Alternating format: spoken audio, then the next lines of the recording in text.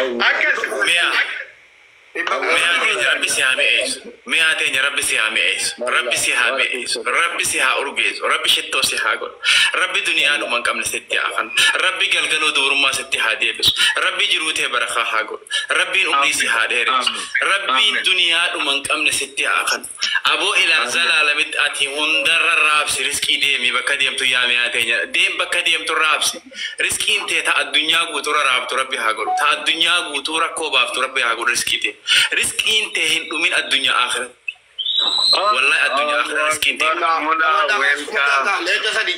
ليك سدي دابا بكديم تو منا يا لا جاري أتي ربي يا لا الدنيا تنرت دي الدنيا آخر ربي سرها ربي إنما بكديم منا برمساتي في منا يا لا جاري ربي أمي ليك سدي أكو تانو شير قولي مسني تلو كم يتو شير قولي بقى كنا قونا thank you منادل مخينا جاسبات غلطوا هذا ديت وبسنة ميسا تكلم وبسنة وانا امي قلنا بو قبنا باي وبسنة ممكن نقول ليه ما دمنا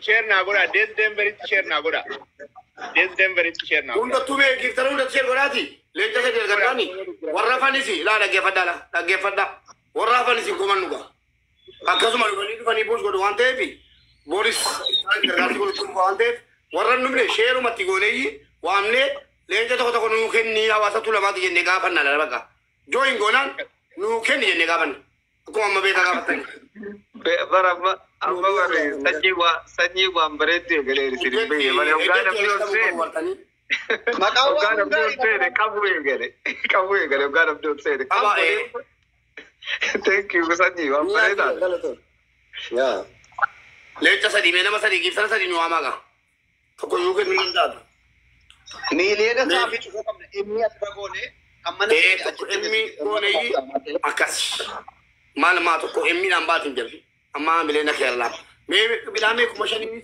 كم تربانيس أسود تشير ناقورا please يا أسود تشير ناقورا أدو ميابون كله جلما أما ميال له جلما كده تمي نمني لما تقول به أما إمي كون نيشورا بر نملا ما جغنا كميا بربان نمي ديرا كيسا جرو بكيسا مي ديرا كيسا شمرا كيسا كنا ميا كنا تلين جلما اللي تهباتو mani baru orang jalan deme abdi abban abdi akka harre dara di bate male mal orang mau kore beka jalan tiatu taru dulari orang badan hindai tani mari duga karena mau litin ini orang mongkun ye tu olo ya kal baka kum nagari yona ni wajar unamat yita si fake account abba abdi le la kofsa di yeru to ko argani marata ruba ma udu malalu barbadu ka kana fi mitire ka yusa abba abdi gile dabare ko fada ka jalan ti fata jira wano kenna nage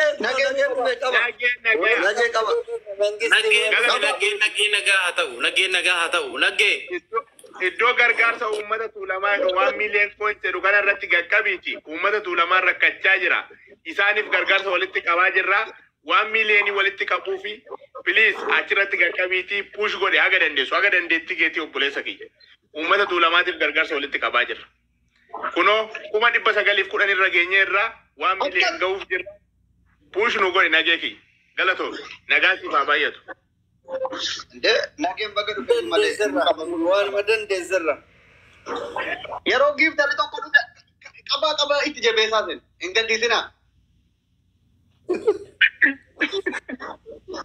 yo makawa wadera ko gebra dezani jara gemi miti wan heavy gargaarsa ummataati gemi miti wan na kon gargaarsa ummataara dira kon wa tadde kana beekaanitti malee rakkoon ya please namoonni gifteras keessa jirtan hundi keessanuu push godha amma leenca sadan sun jechuudha nagee nu gargaari push godhi yaa waan uummataa liqeeffatanii yoo push godhan rakkoon qabu dhugaa rabbi ya ni asirratti nagee ko 1 2 3 nagee let's go nagee habibi 1 2 3 asli team da bakatochi echi gama sije thank you nagee darbe indek rabbi yaru man qabla sitta push godhi nagee push godhi dhugaa amma le push godhi ingeen gargaarsa uummata tuulamaati Push godha amma leengeenya. Namuu dhufee leencu badarbachaara gifterri hundiyyuu lafa deemnutti gifterri lafa deemutti nutillee giftera miti turre baane lamuu lafa deemutti leenca kennaa oola waan ta'eef please push godha achitti. Galatoo. Ingalaara dhuga. Kan dhuguma kan dhibbaffaarra jiru iyyuu namoota 200 tirmaate asirra nama 100 tirmaate asirratti kan mul'atu 200 jira dhibbaffaarra. Giftiin 200. Hirmaatee rabar Oromoo wallahi qabsoofnee rabararra. Nama dhibbaffaarra jiru 200. Yaa. Hunda dhibbaatti jira maqaan isaanii hundi kun asirratti tokko ilaaluu dandeessu. Achirratti hiitanii 900 sana. Tartiibaan laaltu jechuudha sanyii gadaatii fayyiidhaa qabtanii. Tooppiin dhibbaa ol hin jiru malee sanii ol kenne baay'isa. Namni aga dhibba. Miyaa jibbiin sabboonaa jira. Tooppiin dhibba malee. Let's go guys. Push. Hundi keessa nu galatoomaa. Beekaa. Billa alee. Amma kun yoo tokko miira keessa wal galchanii jiru. Jalqabi waliin jedhaa jiru koomintii wayiin arge waan ta'eef amma guunna miileen. Giiftarootatu waliin falmaa jiru. Anatu dura gadhiisaa kunoo. Gadhiisa leenca malee sarabi. Amma miyaa walfaana leenca lama gallakkisitee 900 gashitee jiru. Nama walfaana waa gallakkisee mileena gashu soo arganne akkam eebbifnaarra dhugaa rabbi. Akkam eebbif. Iddoo gargaarsa uummata tuulamaa waan mileen coins sun irratti qaqqabaate. Please. Namoonni koomintii jalatti dura gadhiisi jiraatan maaloo ofii keessanii dura gadhiisaati miira keessa galchaa. Isin irratti ilaalee gadhiisu waliin eegina. Wal eegaa jirtu argaa jira.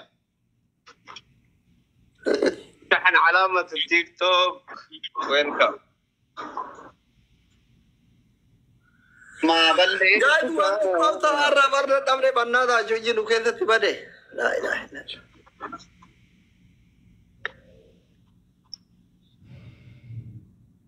namni waanii kana Itoophiyaa waanii walirraa fudhachuudhaaf tawadaadaruu deemu natti fakkaata. namni fayyaa qabu hojjeteef.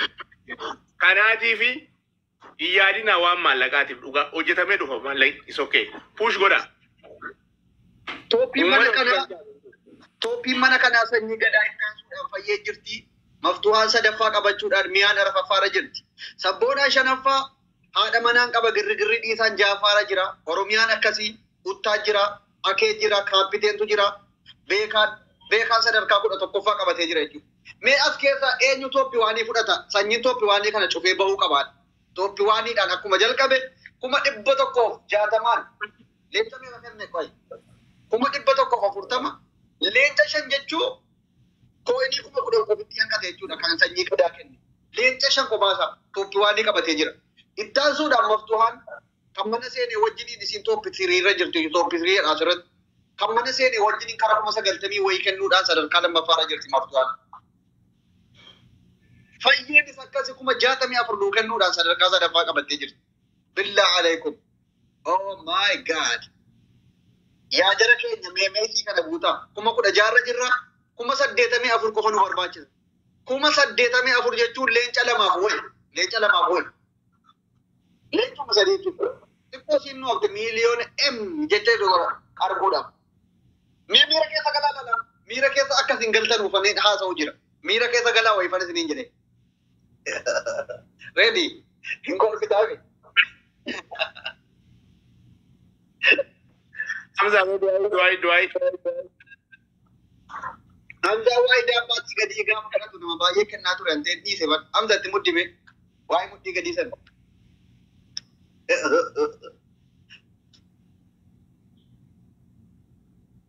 Qoy maddaan tokko Shaanatti galfadhee du'aayee godhaa qoya. Shaanatti galfadhaa qoya. hin deebisa.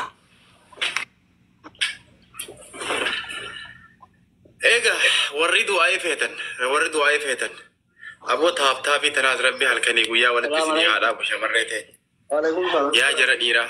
Warri asirra waa ol darbitan rabbi ol isin yaadatu. Giiftarri keenya ol seeneera qabamuu qaba. Asirratti barreessaa hin agartanii ani wanni jechuu barbaadu akkaawuntiin kiyya kompiliitilii cufamee jira. Ammas yoo laaltan dur levelii 31 irra jira. Amma 0tti deebi'ee akkaawwannoo zeelii yoo qabaattan zeelii naa kennaan asirratti filaaworii tokkollee kennuu hin danda'u. Okay. Zeelii kennaa fi abbaan zeelii qabdanu ammuma kenna. Yeah, my account is shut down. Okay. Koinii leenca tokko nuu kennaayye. Koinii leenca tokko zeeliidhaan nu ergaayye. Okay. Mubarak. Aye. Akkasii sirriitti barreessaa agartanii. So kanaafuu zeelii naa kennaa dhiifama godhaa itti fufaa. Anyi booloo deebisii fi ergi kaa. Zeelli si bira jira. Akkaawuntii biyyaatti yoo galchuu barbaaddes ni jira kunoo barreeffamaa jira. Akkaawuntii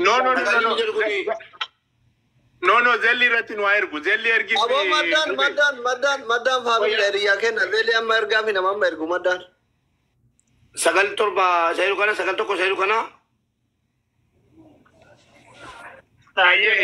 Ni barreeffadha. Okay, thank you. Akkasii dhiifama. Sanyii rabbitu darajaa kana kenna. Akka jiruun akkaawuntiin kaardiin sadiin harkaa cufame. I cannot funkish wanni ani godhuu danda'u zeelii callaadha. Ammallee ammoo tuyyuu lafarratti illee nu gaafatanii jiranii warri agartee maccaa tuulamaa sanis wannoonni goona. Warri kaardiin keessan hin hojjenne akkana Mubarak ergitee bittaa? Lakkoofsa isaan qabu isaan ergaa fi fuula deebisii fi ergii fi yookiin qabattee tama daaddela.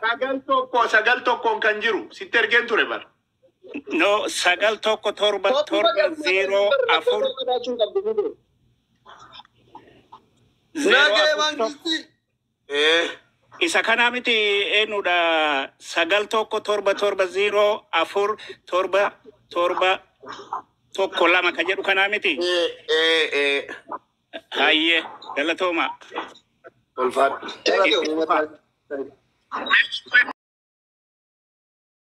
Gargaarsa uummataa irra daabbaachii kotaa ilaalanii kuma dhibba kennuutu xiqqaa ta'aa itti tola waan ta'eef dhufanii seenanii baaru leenca tokko asitti kennuu irraa achitti leenca sadii kennuu jaallatu.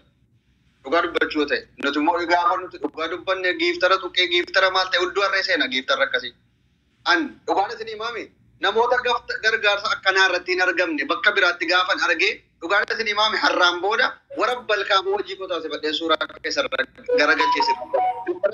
Kan irratti hudduu dhalaa jalatti leenca kennaa ooltu itti kanaa seentee baatee abaaboo kennine ati giiftara Oromooti miti.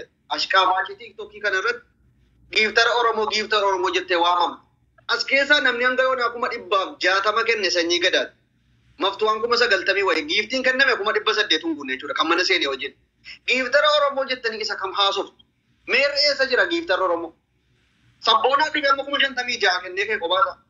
Nama 3 nama 4 qubaan lakkaanu giiftara Oromoo jedhamee waamama. Abdusseen komatina. Ansilaayyuu Abdusseen nama raggata Abdusseen nama arrabsa jettuumi kana boodammoo hojii kooti. Namoota gargaarsa Oromoo irratti hin argamne likkii sin galchina. Tokkoon kan kee suuraa kan kee gaddee bizinees irra deemaa oolle jechuudha. Kanaafuu daabbaachii kotaa jala deemtee kennuun hin qaqqaba kottuuti gargaarsa uummataa irrattis akkasuma leenca gadhiis hin duutu. Indee naan beekara inni eegni waa tokko hin jiru wafelle gaafa kan otuu waamamin dhufanii ajjala fi guban otuu waamamin ashqaa baat giiftara ofiin jetti bare ganna dhibdi uummanni akkasii kun galatoomi sanyii carraa ragaxanaa gannuu keetiif. Asili ergadhume asili kotu seeni please asili kotu seeni. Asitti giiftaroota qofa osoo taane amma kan hirmaachuu qabu akkaawuntiin isin jira waan ta'eef warri giiftuu kennuu hin dandeenye akkaawuntii irratti erguu danda'u. So kanaaf asirratti fookas kan godhamu warra giiftii kennan qofa osoo hin taane I think akka uummati namni inni kaan reefuu dhufataa inni kaan hin qophoofne ta'a. Namni yooma geemera ta'e iyyuu akkaawuntii irraa akkaawuntii dabarfachuu qaba. Galee akkuma amma wadhee amma akkaawuntii irraa bituu hin danda'u namni baay'een jechuudha. Atamma yoo geemii taphatte geemii keerraa tiktookiin achumarra siiqaa achumarra tiraansfer godhatta. Garuu namni giiftii kennu akkas bitu akkaawuntii irraa bita.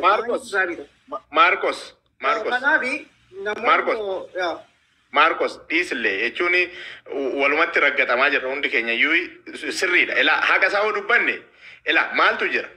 Geemii taphachiisaa turreemi nuti yeroo geemii taphachiisaa turreetti dhugaa dubbachuuf gargaarsa uummataa irratti hagi baafnuu fi geemii irratti hagi baafnu walitti hin dhufu sobaadha. Dhuguma gabar dhuguma jechaa jiru waan soban hin qaban jechuun amma fakkeenyaaf nuti amma ijoollee femeensii komannaa jechuudha. Fakkeenyaaf maaf gargaarsa uummataa irratti hin hojjenne naan gaafa ijoolleen kun gara gargaarsa uummataatti gabbaate hundiyyuu hin baqataa jechuudha jala. Haqqi jiru waanuma isaan jedhan kanaan akka Oromootti Oromoo kaasuu osoo qabnu jechuun iddoo hin taane oolla dhugaa dabara. Waanuma sirrii dubbatan waan sobaan dubbanne dhugaa jechuun dhugaa dubbachuu isaanii hin kaa'amne. Garuu guyyaa uummanni Oromoo rakkoo hamtuu keessa jiru kana namni Oromoo wajjin hin dhaabanne maal hiikaa qaba giiftarummaan isaa haqni jiru kanuma bara.